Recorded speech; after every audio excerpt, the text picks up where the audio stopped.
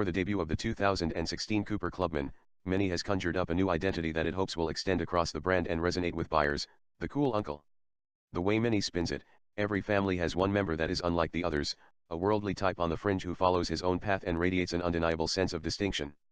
Mini wants to be that uncle, and it's starting with the Clubman.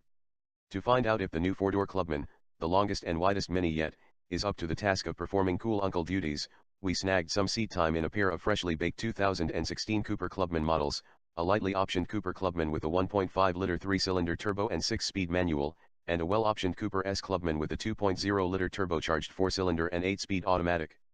Size matters. While the previous generation Clubman offered many devotees a smidge more room than the standard hardtop and somewhat easier rear seat access via a rear half-door on the right side, the 2016 Cooper Clubman, internal code F54, offers two conventional rear doors. Overall length is up accordingly, the Clubman now measuring 168.3 inches long, adding 12.4 inches to the previous Clubman's 155.9-inch measurement. For the record, the new Clubman also is longer than the taller Countryman by between 5.2 and 6.6 inches, depending on the Countryman's spec. Width gets a bump, too, the new car coming in at 70.9 inches in comparison to the previous 66.3-inch figure. While the increase in length is immediately obvious to even the casual eye thanks in no small part to the prominent presence of the rear doors, the increase in width is hardly discernible. To put its size into perspective, consider that the Cooper Clubman is still just 0.8 inch longer than the current Volkswagen Golf 4-door hatchback, 7.3 inches shorter in length than the Mazda 3 hatchback, and a full 11.3 inches shorter than the Volkswagen Golf Sportwagen. Although it's true that the enlarged exterior proportions have cleared the way for increased interior space, packages and other cargo stand to benefit the most. While the driver and front seat passenger get more shoulder room, up by 4.4 inches to 54.7, that same measurement in the rear has increased by a significant 6.9 inches to a usable by actual humans 52.8-inch total. Too bad about the hard bottom of the rear seat cushion, which might make even the least whiny children. Many claims there is room for 3 abreast, but we don't see it, clamor for a break after a long stretch of highway travel. Cargo space is the real winner here, the new Clubman offering 47.9 cubic feet with the rear seats folded 15.1 cubic feet more luggage room than the previous Clubman. It's enough, Mini claims, to fit a washing machine, although we can't imagine any cool uncle doing his own laundry, let alone transporting an actual appliance. Crates of hand-rolled cigars or artisan beard wax might be a more appropriate cargo. The vibe from behind the wheel is classic Mini, although the automaker has bumped up the quality of the plastics a notch and cooked up some new upholstery schemes. Our Cooper S Clubman had the diamond-stitched indigo blue leather that is said to be inspired by classic English Chesterfield sofas, something our cool uncle spent plenty of time sleeping on, although likely not of the actual Chesterfield label, and much more foul-smelling. The base car had cloth/leatherette seats that offer surprising comfort and bolsters that feel a bit more aggressive than the seats in the Cooper S Clubman. Either way, if you like the way you fit in any current Mini product and have adapted to their normalized ergonomics, you'll be happy seated in the new Clubman. Motivation is a relative concept. Producing 134 horsepower and 162 lb-ft of torque, the 1.5-liter turbo 3-cylinder is nothing if not consistent.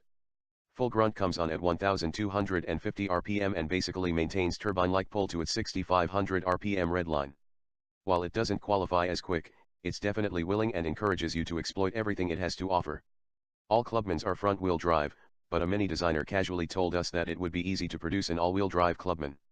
Running through the gears with the manual is a delightful process, the shifter offering medium to short throws and intuitive action. Steep grades require skipping down a gear or 3, which highlights the light action of the clutch. For the record, a Mini rep confided in us that earlier prototypes utilized a heavier clutch with a more specific point of engagement, but it was determined that a lighter effort would appeal to a broader range of drivers. The same characteristics of the Cooper Clubman are present in the Cooper S version, only amplified. With 189 horsepower and 207 lb-ft of torque, the Turbo 4 is more in tune with the mission of punting this pint-size hauler through life. Paired with an optional 8-speed automatic, $1,500, engineered by Eisen, the engine easily hustles the Cooper S Clubman to triple-digit speeds and stays there without any complaints from under the hood. Around town, the extra thrust imbues the Clubman with the kind of point-and-squirt capabilities that make driving a small car so appealing. With 8 forward gears from which to choose, the transmission could easily get too busy, but keen calibration algorithms keep a lid on unnecessary gear swaps. Tugging on the wheel-mounted paddles elicits quick shifts on demand, and as with its 3-cylinder little brother, the 4 actually enjoys searching for its 6,500 rpm redline. One area of disappointment is the exhaust note. It's not particularly throaty with either engine, and nary a snort or burble could be coaxed, even in sport mode. Which brings us to the Cooper Clubman's single most revelatory quality, silence. All of the clamorous traits, road noise, wind noise, body squeaks and rattles, crude window motor operation we learned to live with in our now departed, long-term Mini Cooper S Countryman ALL4 were pleasantly absent in the new Clubman. Many says it added sound deadening materials and worked hard to reduce wind and road noise. Secrets are the cornerstone to any skilled cool uncle's game, and the Clubman keeps a few of its own. The 14.2:1 electric power steering is familiar but could be a little more communicative, and we wouldn't exactly complain if effort increased a little earlier in the process of turning the wheel. While easy to modulate, the brake pedal doesn't really engage you in any meaningful manner.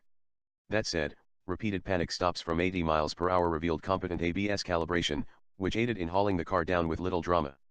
Cachet costs money, how cool do you want to be? In typical Mini fashion, the options sheet will let you build your car just about any way you want, and Mini says fully 1/3 of its sales are customer ordered rather than taken from dealer stock. Both of our test cars were equipped with the Sport package, dynamic damper control, LED headlamps, and 17-inch vent spoke aluminum wheels on the base car, 18-inch star spoke wheels on the Cooper S for an additional $250. Our Cooper Clubman escaped otherwise relatively unscathed. In addition to the $24,950 base price and aforementioned Sport package, $2,000, it included a small grouping of very reasonable options: British Racing Green metallic paint, $500, cloth and leatherette upholstery, $750, heated front seats, $500, technology package, $1,750, includes navigation, a backup camera, and parking sensors, and satellite radio with a 1-year subscription, $300. All in, the MSRP hit $30,750. The Cooper S Clubman starts at $28,500. In addition to the Sport package, $1,500 here, our test car included Chesterfield leather upholstery, $1,750, a premium package, $1,800 for keyless entry, a panoramic sunroof, and Harman/Kardon audio, the Sport automatic transmission, $1,750, a fancier steering wheel, $250, chromeline exterior, $250, and interior, $250, trim, and piano black interior accents, $200, for a total MSRP of $39,550. Our cool uncle? After blowing his college fund on the slopes of Aspen, he set out for Martha's Vineyard, where he met a nice girl from Long Island. They moved to Florida and bought a Chevrolet Suburban configured with the rear barn doors. At least Minnie got that detail right. Thank you for seeing our video. We are pleased to share an interesting thing to you. And we hope you like. If you want to get our latest video, please subscribe to our channel.